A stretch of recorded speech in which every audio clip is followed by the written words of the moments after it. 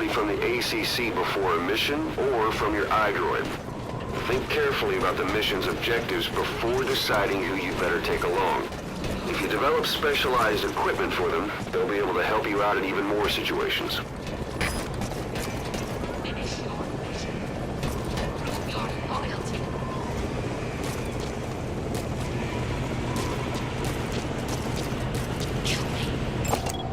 Analysis complete.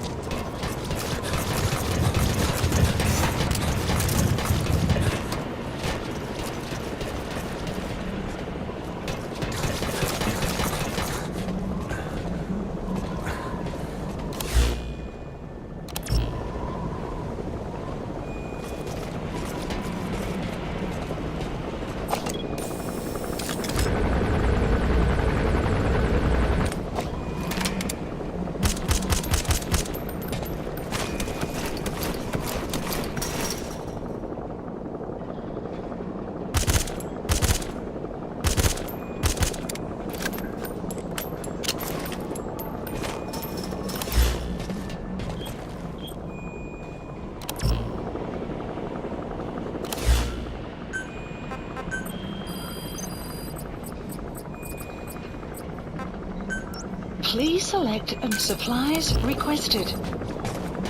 Supply drop complete.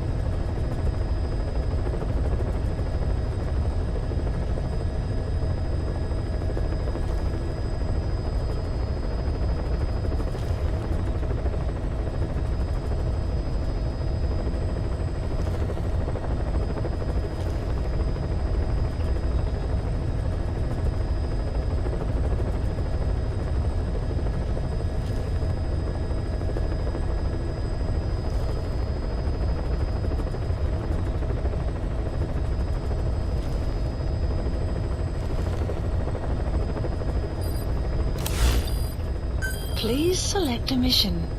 Mission accepted. Heading to Afghanistan.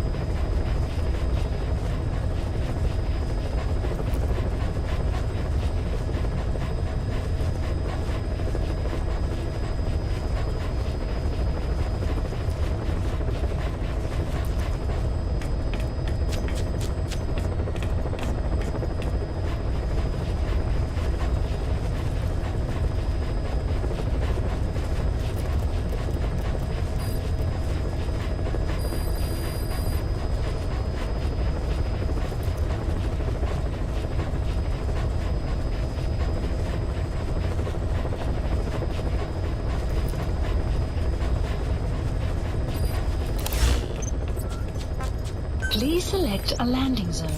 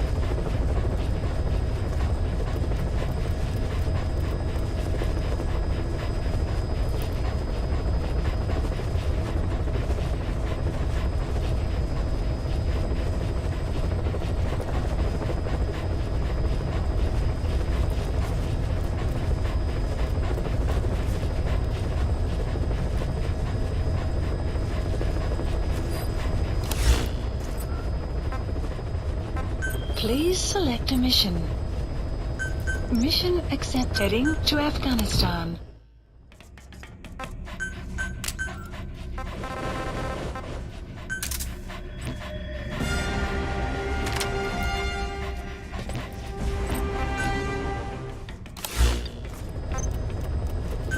select a landing zone. Please select a mission. Mission accept. Heading to Afghanistan.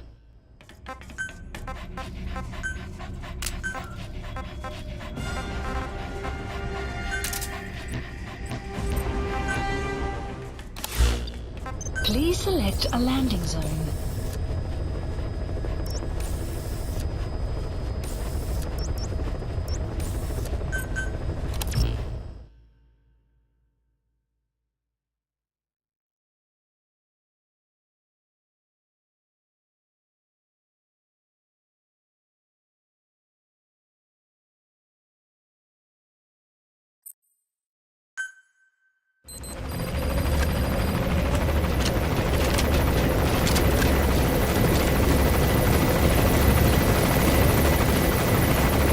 Go for them, not me.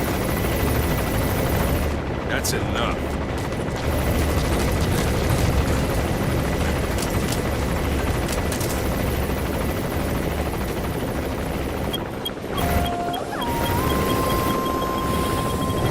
Son.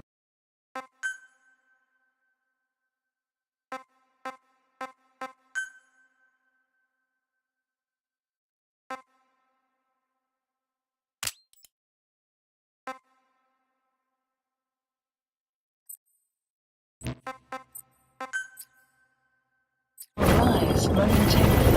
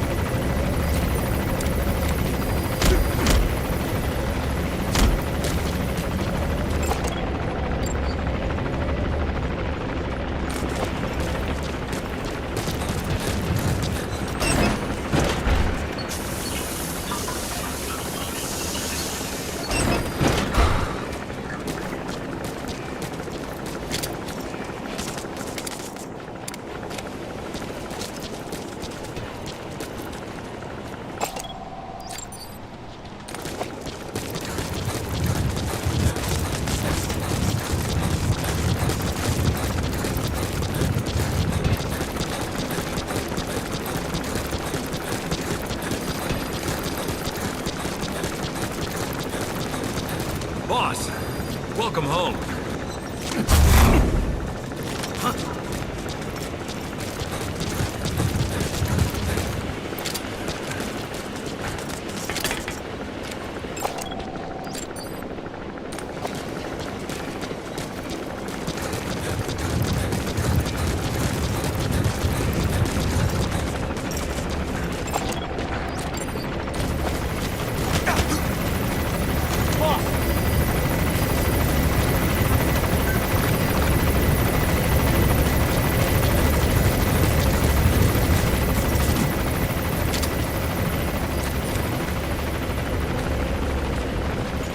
Boss, any chance of expanding?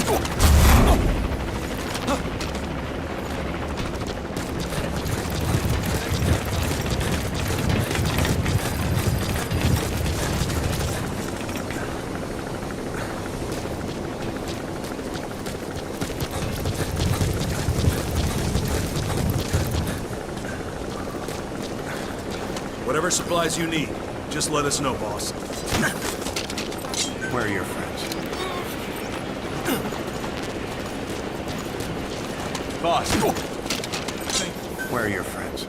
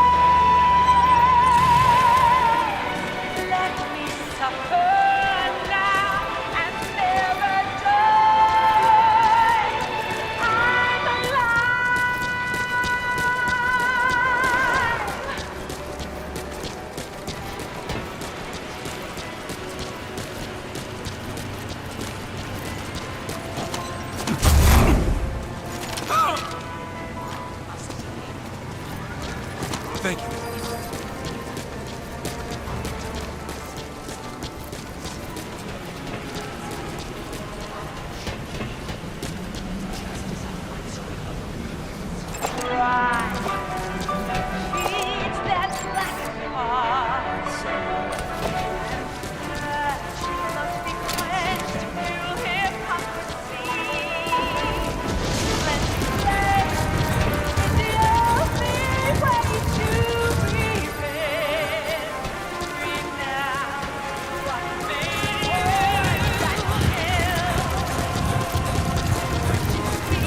How's it going, boss?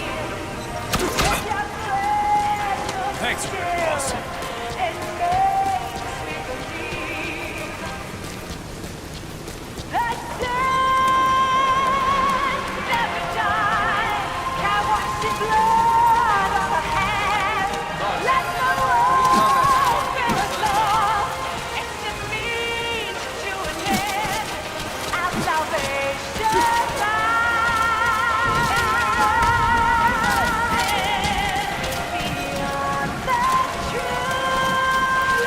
Boss, how about developing something?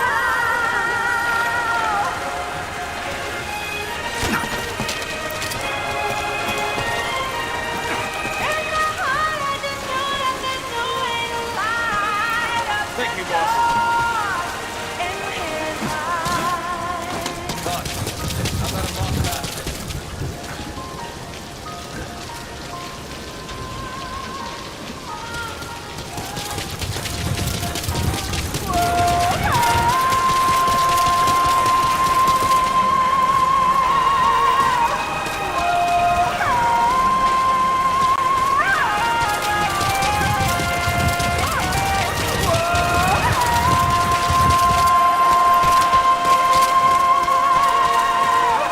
Boss, those animals owe you their lives. Thank you.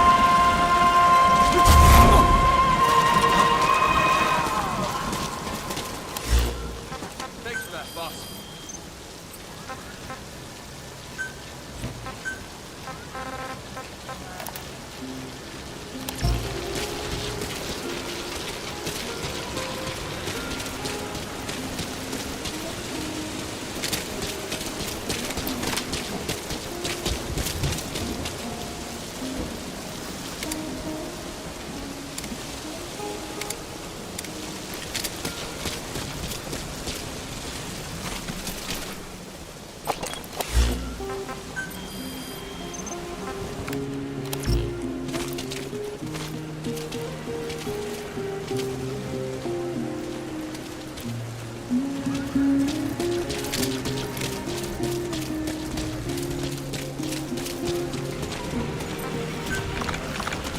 Let us know if you need supplies, boss.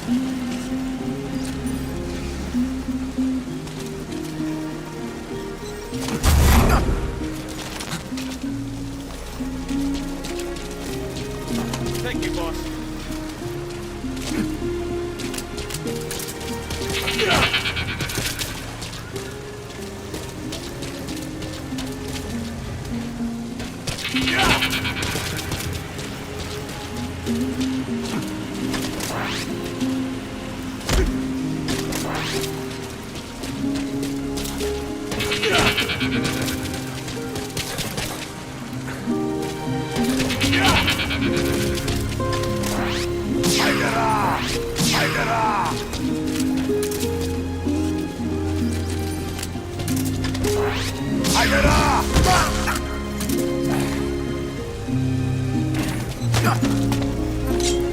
Speak. Speak. Where are your friends?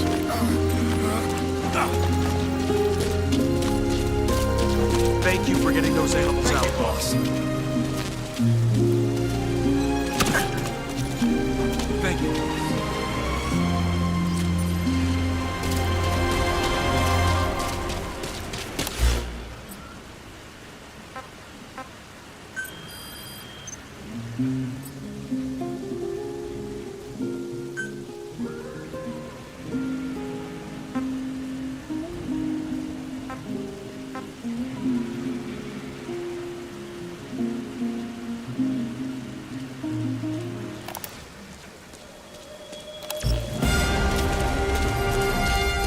Boss, will you trade with me? What the?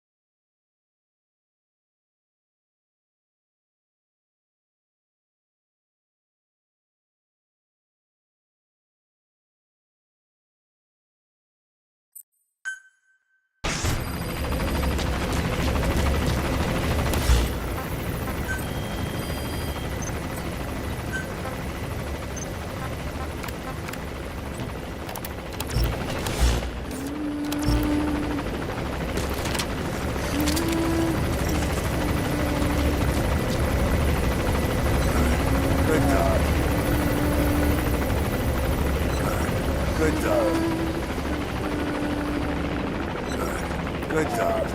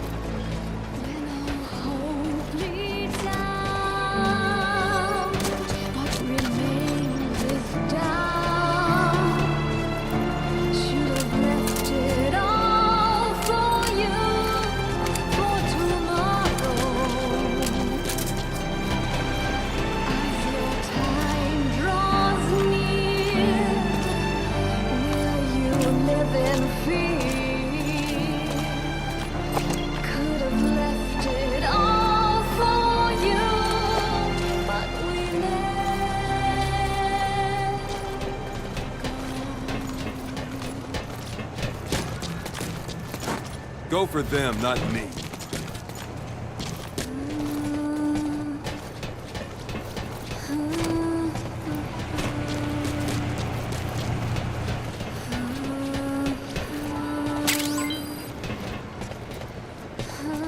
Guess the boss is weaker than I thought. You mean kicking that scientist out? Yeah. Bastard like that. You don't let live? Yeah, damn right. You know how many of us died because of that prick? I can see why people would be out for blood. But look at Commander Miller. Skullface is dead, and he's still looking for someone to go after. Yeah. Wouldn't want to end up like him. The boss keeps his composure. Not like Miller. But you know, I think the commander has calmed down a bit after the incident. You could be right. Taste of sweet. It let me live. Let me breathe. Love hurts so bad, but still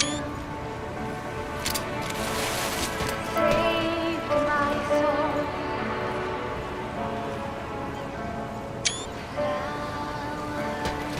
Flowers are bright and fast. They bloom so free. Beneath the sun.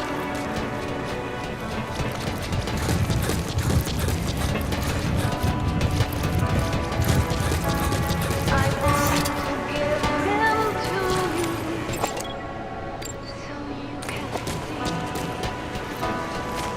what we left there. And hold me down. What remains is down. Should have left it all for you, for tomorrow. As your time draws near, Roger. you'll live in fear. Roger. It all for you.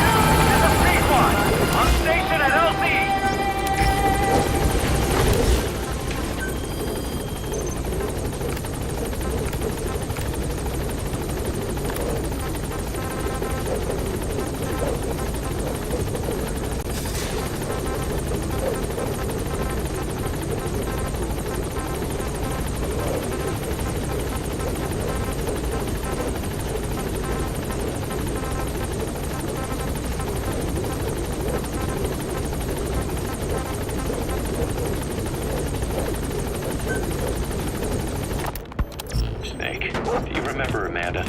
Yeah, I do. Their revolution was a success.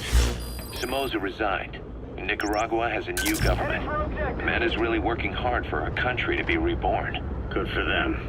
She says she wishes Chico could be there. That revolution was the dream. For Amanda, for Chico, and their father. That chopper was no place for Chico to die. I'd like to at least think history will remember his part in the revolution. When you pick up a gun, there's always a chance you'll die for nothing. He knew that as well as the rest. Now that he's gone, it's up to the rest of us to decide what it was all worth. If we don't, there's nothing to prove that Chico ever lived at all.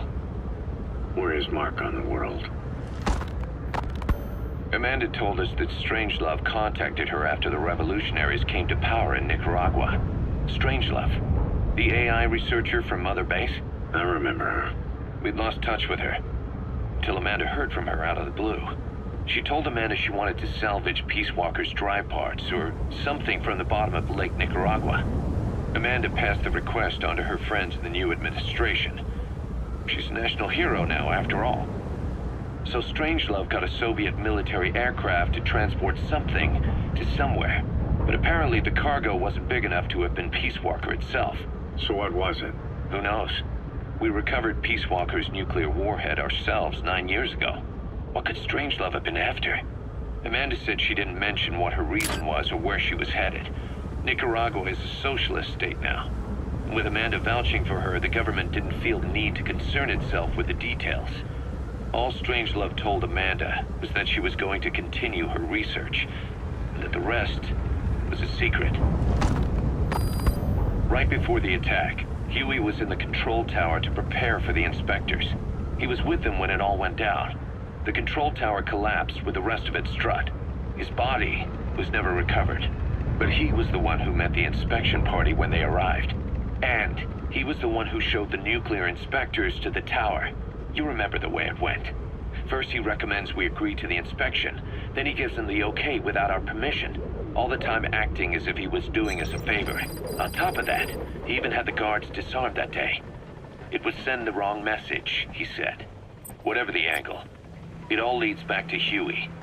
I curse my own stupidity for not realizing sooner. Huey escaped with that unit by chopper. I've been hunting him for 9 long years. The other reason I was operating around Afghanistan was to dig up his location. Huey's in Afghanistan? Yes, and I have a good idea where. Now we just wait for the right moment. This time, we'll be the ones using him. He's going to tell us who our guests really were that used a fake nuclear inspection to blast our home into the ocean.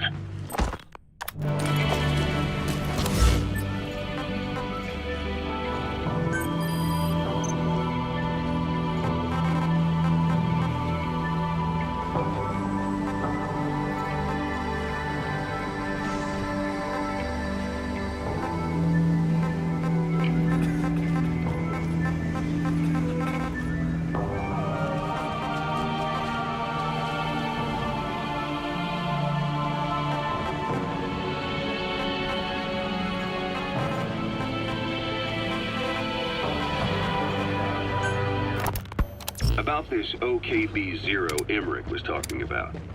Its location and features match the citadel in the mountains northeast of the Soviet base camp. Built during the time of Alexander the Great, it was left in ruins following one of Genghis Khan's campaigns. Its occupants changed time and again due to war, and it was expanded on more than one occasion.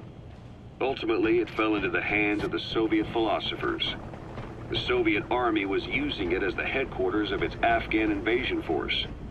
But it would seem that Skullface's connection with the philosophers gave him license to develop Sahelanthropus there. And that's what Emmerich was doing at the place, before he got the axe. But OKB is a designation the Soviets use for weapon design bureaus. There's no way they'd have one of those in Afghanistan. And, in principle, the numbers that follow OKB are always integers above 1. There is no 0. Perhaps this was a secret facility of the Soviet and Chinese philosophers dating back prior to World War II. Though it's more likely Skullface just picked a fake name that more or less fit the Soviets' pattern. He doesn't go there often, but he sure as hell won't miss this. They use the heliport on top of the tower for his visits. Start by heading for the heliport. Then wait for your chance to make contact with Skullface. It seems Sahelanthropus' armor is made from depleted uranium. That offers some serious protection. The US military is planning on using it for its main battle tanks, too. Maybe that's where Emmerich got the technology. Uranium? They're using nuclear fuel for armor now? No. What they use for nuclear fuel is uranium-235, which is extracted from natural uranium. Depleted uranium is a byproduct of that process. Sort of like the leftovers, I guess. The garbage. Uranium-235 makes up 0.72% of natural uranium, whereas depleted uranium contains only 0.2%. What are the benefits of using it for armor? It's a pretty short list. Uranium's a heavy metal, like lead, meaning it can hold a greater amount of kinetic energy. But it also boasts a hardness closer to tungsten. That makes it an ideal material to use for, say, armor-piercing ammunition penetrators. But it's not the best choice for armor. Its volume is less than that of ceramics, but for an equal weight, you could end up with less protection. So why use it then? According to Emmerich, it came down to him being unable to source ceramics technology from a manufacturer. Plus, given that it's an upright walking vehicle, he wanted to reduce the bulk of certain areas. Despite all that, depleted uranium still makes for some tough armor, and Emmerich says it's been proven in live fire tests. It stops most Soviet tank shells. You can deploy a buddy from the ACC before a mission or from your iDroid. Think carefully about the mission's objectives before deciding who you'd better take along. If you develop specialized equipment for them, they'll be able to help you out in even more situations. Emmerich didn't go with depleted uranium for Sahelanthropus' armor because of its strength. He had nukes in mind. Exactly. It's meant to use its body as the fuel component for a nuclear weapon. Sahelanthropus uses built-in uranium enrichment archaea to melt its own body and extract uranium-235 from the depleted uranium in its armor. Those archaea perform the enrichment in an extremely short time. The concentration jumps by a factor of several hundred, from 0.2% to over 90%. The end result being highly enriched weapons-grade uranium. Sahelanthropus' body itself becomes a nuclear bomb. Emmerich says if it were to self-destruct, the nuclear yield would be somewhere in the region of 15 kilotons. Since you need about 50 kilograms of highly enriched uranium to trigger a nuclear reaction, that would mean Sahelanthropus contains something like 23 tons of depleted uranium. That's not very much. No, it isn't. That's about what you'd expect to find in a main battle tank's armor. The point is, it can be transported anywhere, even use its conventional weaponry on the battlefield, and the international community will never suspect a thing. I just received word from the R&D team and the transport team out of Afghanistan. They finished installing Sahelanthropus on the base. It's ours now. All right. Don't let any of the staff touch that thing. Especially Emmerich. Of course. That guy's crush on Sahelanthropus is beyond a joke. Guess he really wants to see his tech stand on its own two legs this time. That's not gonna happen. I know it. So you've got no plans to make it operational again? Damn right. Boss, I want to hear it straight from you. Hear what? What the hell do you want with that thing? The drive is busted. It's not like it has a nuke on board. Even if the metallic archaea could turn it into a nuclear weapon, all it can do is self-destruct. Sahelanthropus just isn't a weapon anymore. It'll draw unwanted attention without even being a deterrent. I know. The weapon's development strut sank 2 feet under that thing's weight. That's 1 year's drop in a single night.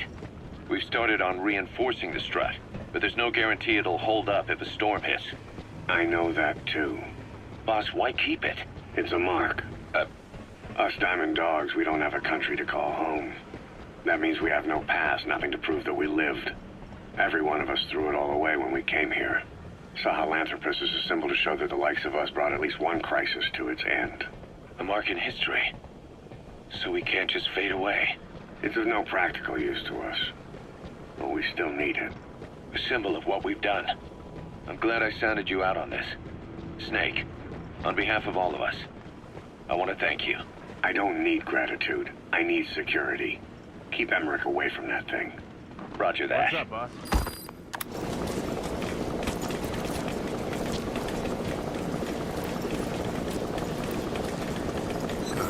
Good dog.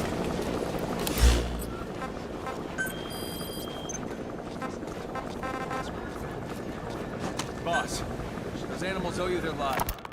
We finished decoding the informant's report.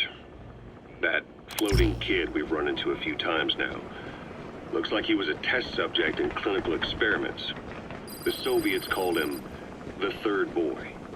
The Third Boy was brought to a lab on the outskirts of Moscow from Czechoslovakia, after which he was due to be sent to a research center in Leningrad, then Siberia, and finally an academic town in Novosibirsk. It doesn't appear that the researchers witnessed the talents we've seen from him, but nevertheless he was quite the popular subject. His latent cognitive abilities suddenly awoke en route to Moscow. According to the report, the Third Boy was easily influenced by other individuals' biofields. Evil thoughts, in particular. They affected his mind like a virus. Extreme anger or resentment, motives for revenge, in other words. Now, during the transport flight to Moscow, the boy was exposed to a powerful mental energy field coming from a certain individual. Ever since, being conscious of his powers, he's become a sort of energy generator. What's unique about him is the way his acute telepathic abilities get taken over by another person's will. The boy began to physically parasitize individuals experiencing extreme anger and codify the host's desires. This includes amplifying the host's natural strengths. Or, in accordance with the host's desires, he can also implant program code in another individual, making them a puppet, essentially. Human neural synapses transmit weak electrical currents between neurons. These electrical currents, though at a level difficult to observe, warp the magnetic field outside the body. The Third Boy is able to pick up these weak fluctuations. Contrary to psychotronics, which involves controlling the human mind, his abilities as a receptor are too high. The emotions he picks up from another individual are amplified and unleashed into his body as they recur in his brain. They turn into microwaves, which then affect the physical world, triggering paranormal phenomena like the spontaneous combustion of organic matter or psychokinesis, moving an object without touching. There's one other thing. While he's parasitizing a host, the boy's ego gets shut away, allowing the will of the host to take control of his powers, like some annoying static drowning out your own voice. That means he isn't responsible for what's been happening.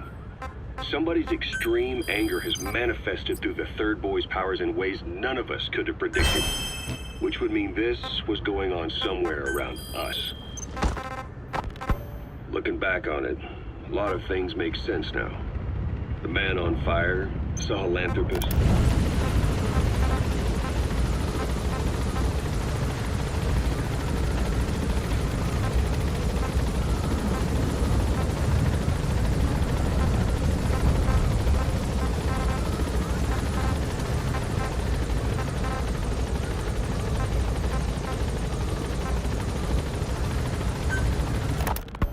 Ever since the attack on your unit 9 years ago, the name Big Boss has become known the world over.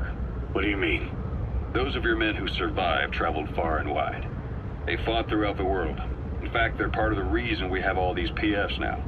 Every one of them suffered their own phantom pain from losing you. Talking about you wherever they went helped to heal their wounds. Your actions and words, your legend, has been told on every battlefield they've set foot on. Obviously, as the tales have spread, the truth's been distorted and painted over. Big Boss sacrificed himself to show us the threat that Cypher poses. He sounded a warning, so it goes. A warning? Too much power destroys the hands that hold it. Apparently, you chose to be a living example of that. I never said any of that. The moment any truth is passed on, it starts turning into fiction. The problem is, fiction inspires people more than facts. To the world, you're now the legendary mercenary Big Boss. The lessons you've taught the PFs are the reason they're so widespread. They're the reason they've survived. And you know what they all aspire to? To one day go nuclear, just like you did, and stand up to Cypher. Of all the stupid things you could do. They'll never understand what you really wanted. Heroes are misunderstood. It takes a man of the same caliber to understand what drives them. Bottom line is, these guys want to be like their hero Big Boss. And Deep down, they all have their eyes on nuclear weapons. They say that a nuke is the only means of standing against Cypher. But these days, it's becoming little more than a slogan to rally the troops and survive in a cutthroat business. Currently, there are 3 major PFs who've expanded into Central Africa. CFA, Rogue Coyote, and Zero Risk Security. HEC's investigations have shown there's almost no overlap between their areas of operation. It's not so much a turf war, more like they have a gentleman's agreement. If you do cross paths with them, you probably won't have to face more than one at a time. Still, don't expect a walk in the park. The CFA, Contract Forces of Africa. These guys are a major player. Their head office is in Pretoria, South Africa. That's also where the South African Defense Force is headquartered. We think the two are closely connected. An HEC investigation revealed that most of the CFA's operators are former SADF soldiers. South Africa has been locked in struggles with neighboring regimes for years. That means constant action. And we know better than anyone that's the best kind of training. A company drawing its recruits from hardened military vets. You can bet they know how to handle themselves. Do not underestimate them. Within the CFA is a company of soldiers made up mainly of locally hired operators. They speak Afrikaans to communicate with personnel from the CFA. But if you notice any speaking the local language, that's them. Though hired from the local population, they were originally part of a paramilitary group, so they'll have plenty of combat experience. And unlike their days shooting junkyard rifles out of beat-up pickup trucks, the CFA now supplies them with the latest gear from the West. On top of that, they've been combat trained by the South African Army. All that adds up to a much stronger fighting force. So don't brush them off. Look at the Angola-Zaire border region. The east bank of the Munene River in particular. It's a microcosm of a problem that stretches all across Africa. There's a civil war going on in Angola, fought between the government MPLA and the Western-backed UNITA. Zaire is still a dictatorship under President Mobutu, but numerous uprisings have broken out in its remote regions. With all the trouble elsewhere keeping their hands full, neither government has control over their side of the border. They depend on militias and PFs, as do the rebels. Government forces, guerrillas, militants, groups of all shapes and sizes hawk whatever resources they can to hire PFs. Conflict brings PFs. PFs expand the war zone, and more conflicts erupt in a continuous chain reaction. Sounds like our kind of work. Mother Base could grow by leaps and bounds. No matter who you are. Boss! Boss!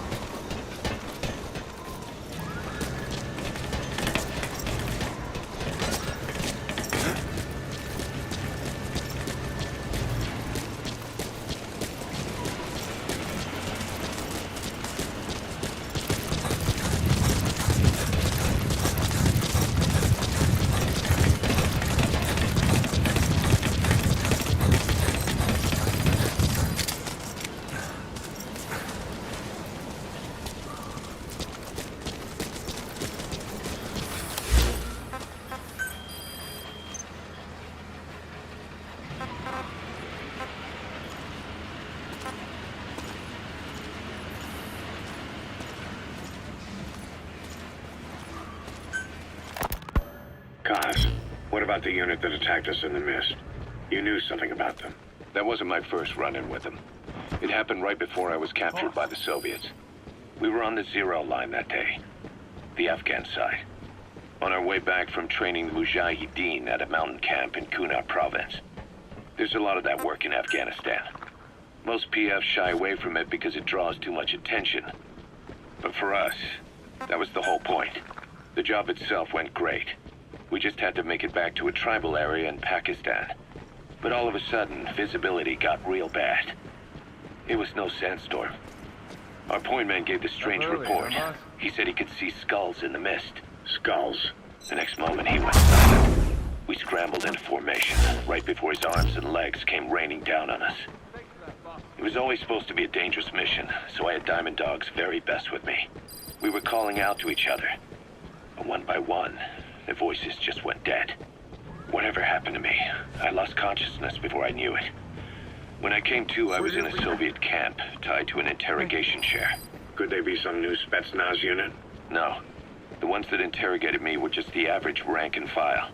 Whatever group attacked us, the way they moved was just insane.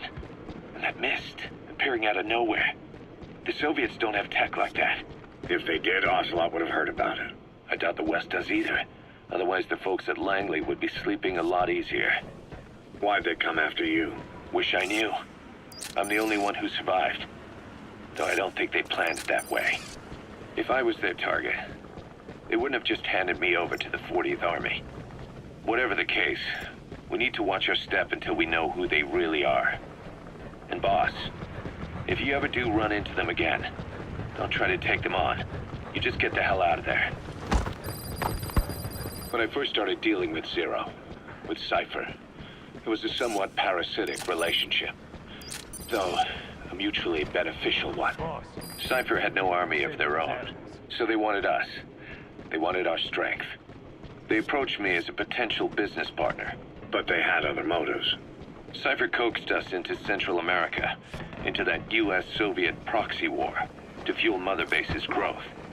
Once we were big enough, they'd force us to join them. That was the plan. That's why they had Paz, still Zeke. Right. And if we refused, she would use Zeke to fire a nuke from Mother Base. The world would consider us a liability, and countries would unite to destroy us. We stopped the launch. And yet they still took us down. Through that fake inspection they orchestrated to cover up their sabotage. That power Cypher wanted. We don't have it anymore. Roger. So why are they still after you? Is it just the fear of leaving you alive? I don't know. Was Zero really... All I know is the man I knew wouldn't want this. What do you mean? We have to consider that it might not be Zero we're dealing with. We know virtually nothing about Cypher anymore. How big they've got, what they want, or even who they really are. The new Mother Base started out as a test drilling rig operated by a mineral resources supplier, but their project fell through. The Seychelles government was happy to hand the place over to us. It was just scrap on stilts. So with a few dummy construction companies set up as fronts, we started renovating the half-finished rig. From the outside, it looked like the project was back on rails. Kaz, you... What? I see what you're doing. Recreating the Mother Base we had 9 years ago. Only this time. That's right. The Mother Base Cypher thought they destroyed will return from the grave to kill them. We'll prove to the world that we were the victors. And if we lose again? They can't fool us the same way twice. Now our enemies are in plain sight. And when our organization gets too big, we split it across companies. Any company that draws attention gets liquidated, and its capital is back-channeled into a new company. Most PFs are small-time operations anyway. And in this business, the minnows go bankrupt all the time. We've never aroused suspicion. Plus, we have Hewick. Hewick? Human Exploitation Company. It's a business specializing in intel gathering. Think of it as a civilian intelligence agency. Kaz, that's... Remember what they were trying to accomplish at the prison facility in Cuba? That gave me the idea. We dispatch moles into conflict zones around the world, and each sets up an intel network on site. Then they stay in place to give us stable points of contact when other nations intervene in the conflicts. Hewick's strength is that it has a cutout at each level. You get your job from one guy, then you hand it off to another. No one has direct access. It's a perfect black box. Hewick members also work their way into the superpowers intelligence agencies to make sure Diamond Dogs gets work. We have those countries by the balls. That's our deterrent when we need it. Networking? In the intelligence community? Sure, that's how we've grown this far. And when you go out on missions, intel from Hewick will be there to back you up. But despite all that, Cypher has its eyes on us. The only reason I'm not dead is that they needed to know where you were. Figured if you woke up, I'd go straight to you. That's why you made that ruckus at the Zero line. Yeah, to make their own surveillance work against them. I think it took some of the heat off Cyprus. Kaz. Then I just had to wait for you to save me.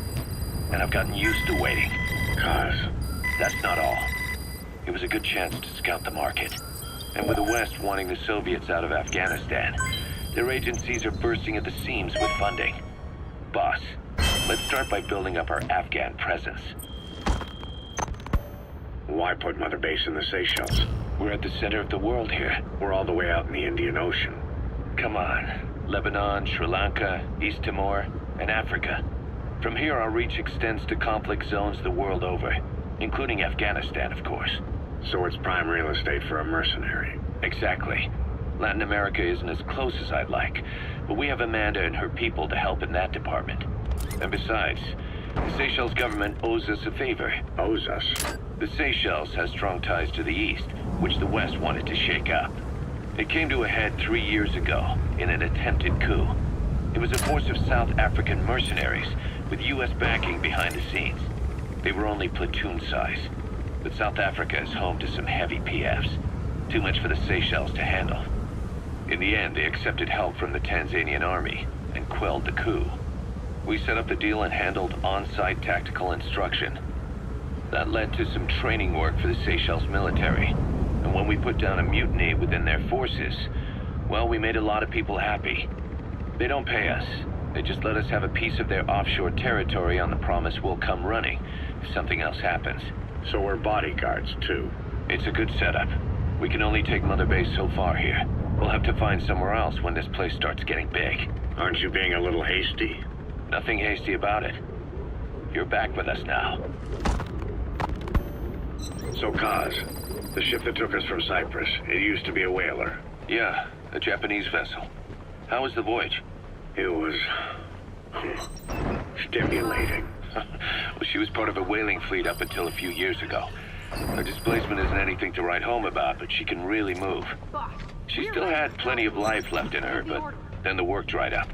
Global opposition to whaling has been mounting for years. Is that right? The push to ban it has been gaining traction for a little over a decade. Individual species came under protection as the years went on. And then 2 years ago, the IWC adopted a moratorium on commercial whaling. Several countries, including Japan, fought it to the bitter end.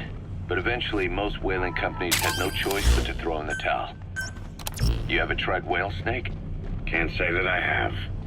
When I was a kid in Japan, practically everybody ate it. That good, huh? The country was poor in those days, and whale was cheap. International opinions changed since then. In any case, that's why we were able to get a bargain price on the ship.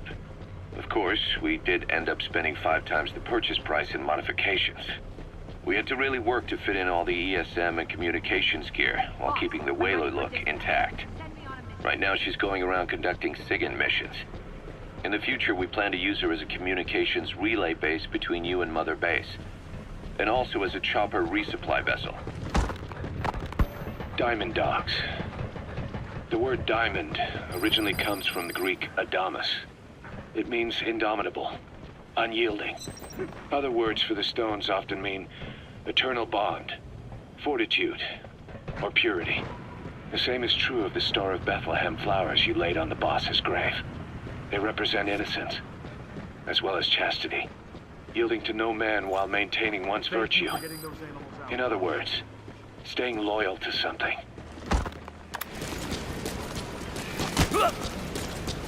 Boss!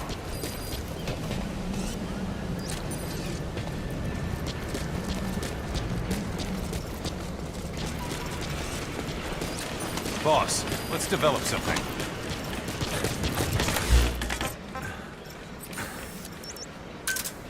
Roger. This is B-Quad. Arriving shortly at Roger. LZ. Boss! This is B-Quad.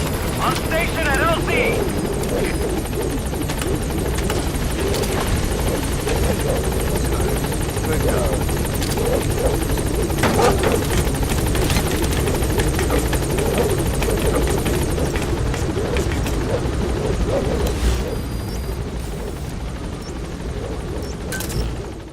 Gaining altitude.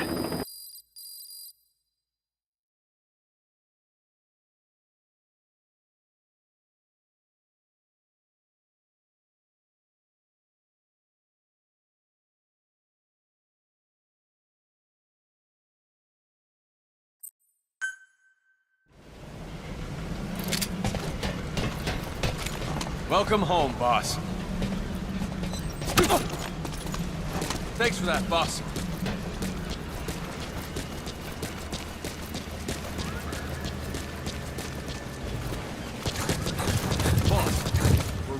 All new equipment. Just give the order. Boss!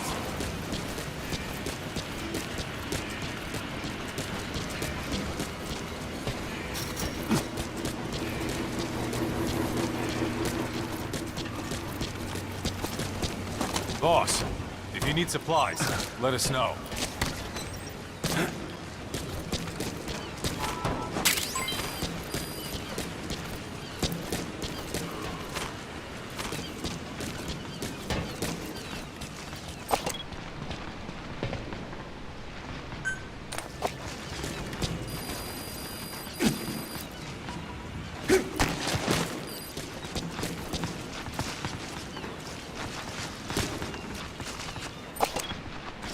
Things aren't so cozy around here these days, huh?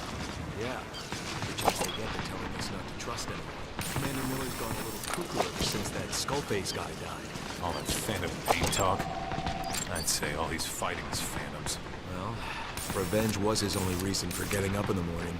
Then he got his revenge. And it didn't bring back anything he lost. Now he's left with this rage he doesn't know what to do with. Yeah, just wish he wouldn't direct it at us. You got that right. Roger. This is Pequod. Arriving shortly at LZ. This is Pequod. Have arrived at LZ. Will stand by.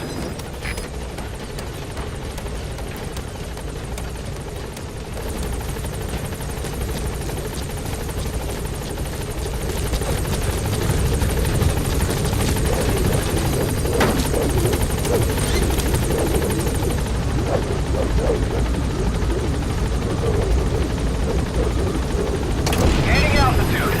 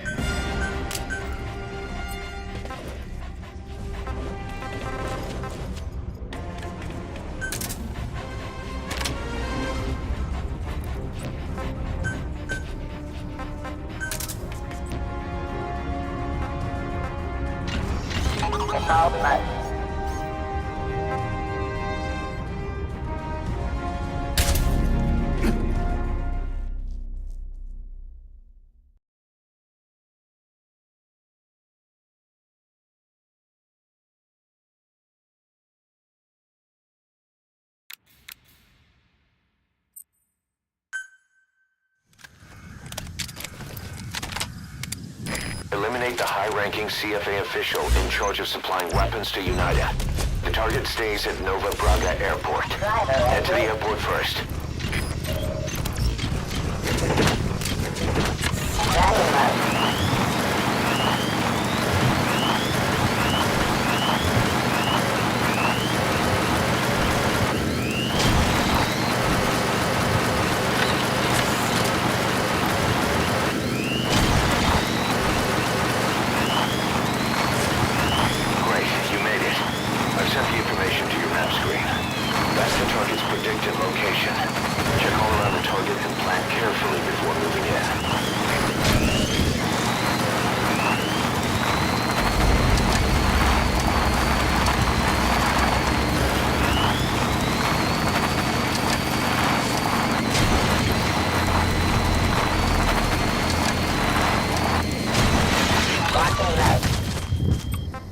Search mode.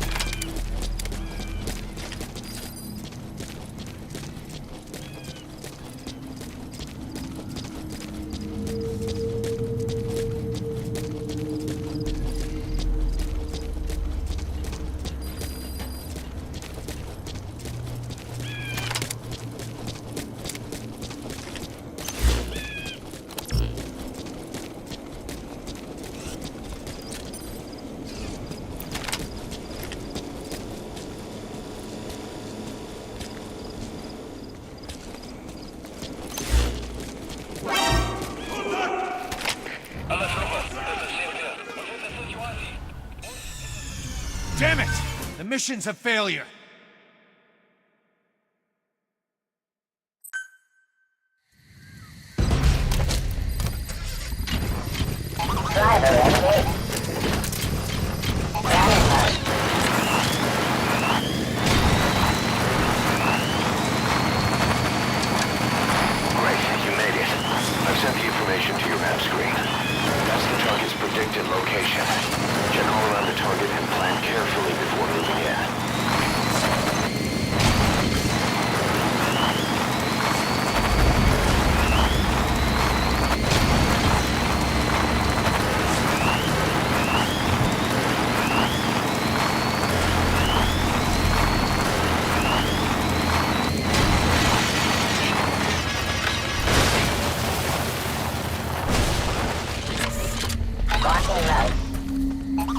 Search mode.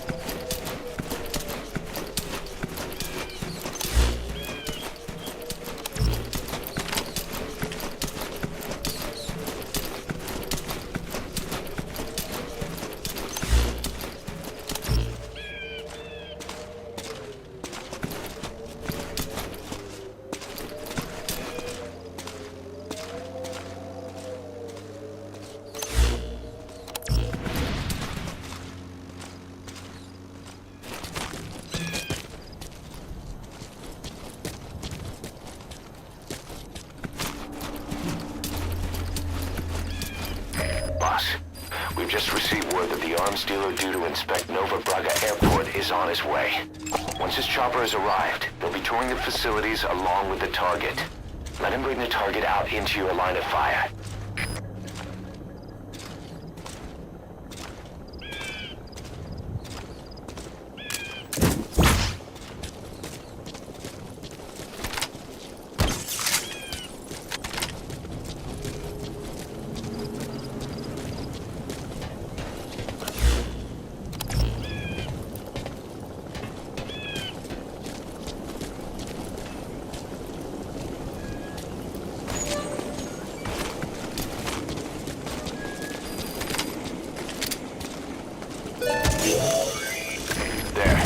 the target. Chopper will be arriving any minute. Watch out.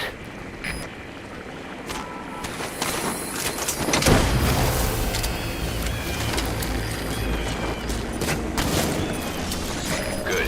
You completed the objective. Now get out of there.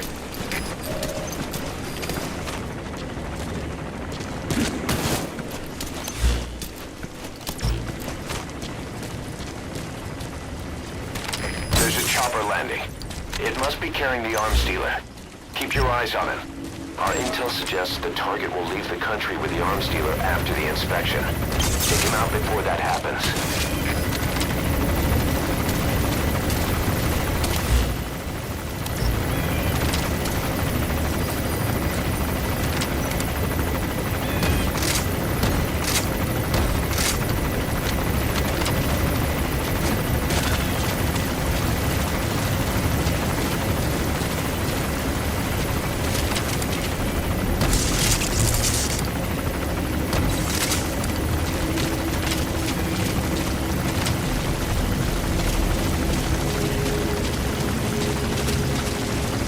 Looks like the arms dealer's chopper is gonna patrol for the security forces.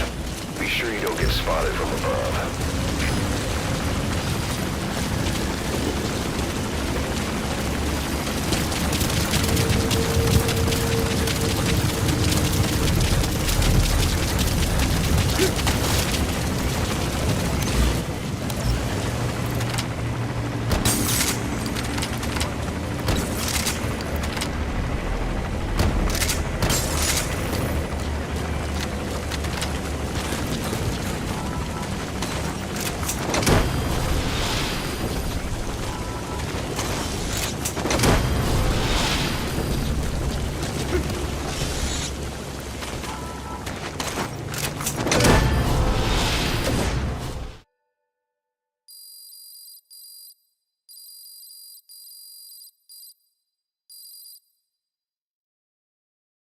Amazing. Mission complete.